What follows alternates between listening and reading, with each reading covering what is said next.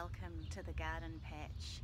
I have got two young avocado trees here and they have self-seeded in my garden, and I've potted them up because I don't want a big avocado tree just growing anywhere. And today I have another avocado seedling that has popped up in my vegetable garden, so I'm going to move that. I'm also going to take some tradscantia cuttings and I'm hopefully going to put them into a hanging basket later, and I plant an apple tree and put some Nigella seedlings that I planted in a recent episode underneath that. So come along and join me for this episode.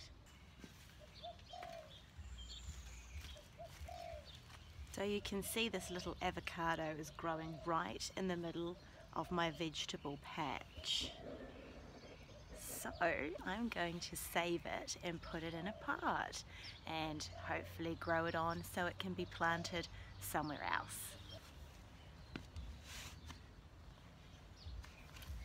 I'm being careful to get as much root as possible. Oops, I heard a crack. There, it looks like I didn't get as much root as I would have liked. I'm using some of the tree soil around it to fill the pot, so hopefully it feels at home. I'm just putting some more soil in, and then I'm going to firm it down. That's it, make sure it's stable in there. And then after firming it down, it will be time for a good drink, so it can get off to a good start. There we go, a good drink with the young avo, cleaning the spade, and I'm all done. Look at that.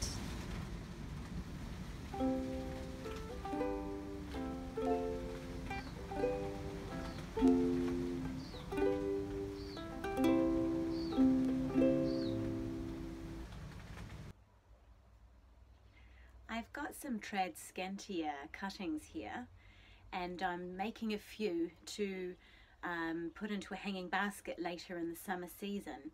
So I thought I'd show you today how I make these cuttings. So here's a nice piece that I'm going to take a cutting of, and I'm going to cut it below a node, and below a node is just where the leaf comes out. I'm going to strip away these leaves. The tradscantia has a little bit of sap. I just got to watch that, and I think that that's probably a little bit long, so I'm just going to take it back to the next node, and there it is, it's all ready to go, and I'm going to pop it into a jar of water. And probably in about 2 weeks it should have some roots and be ready to plant into some soil.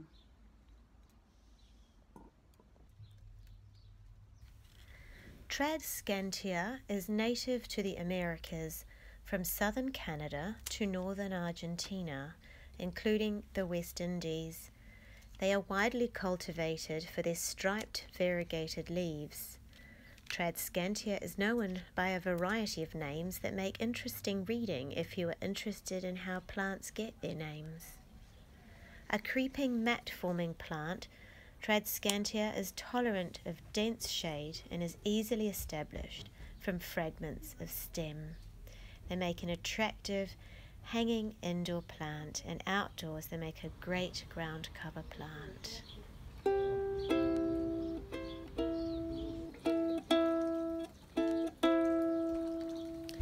You can see a daisy bush directly ahead. It is coming out today, and an apple tree is taking its place. My husband once again helped by digging a hole and then putting in some compost for the new addition to the garden.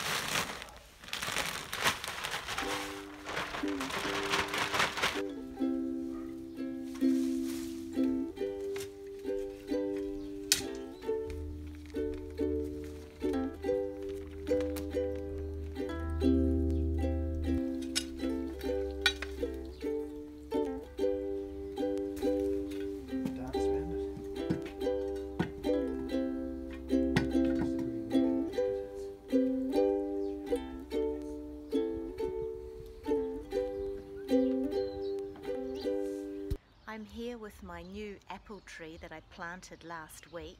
It's called Royal Gala, and down the bottom around it, I'll show you down here, I've just dug up the soil and I'd like to plant some of these Nigella plants that I sowed in an earlier episode, and they've grown really well. So I'm going to pop these in today amongst the garden that's already here, and we'll see how they grow. It's got a good root system on it.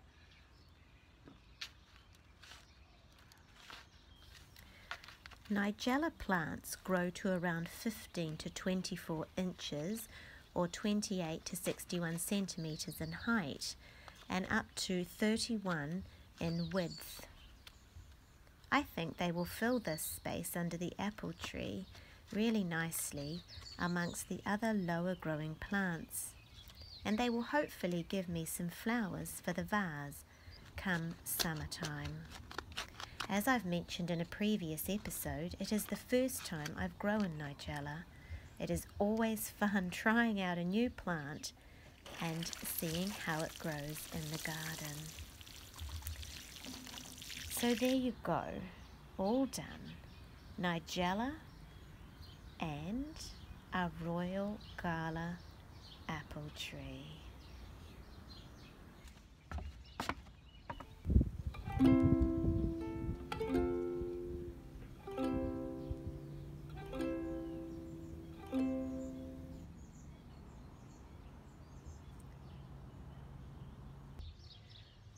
I'm admiring my camellia, lovely lady.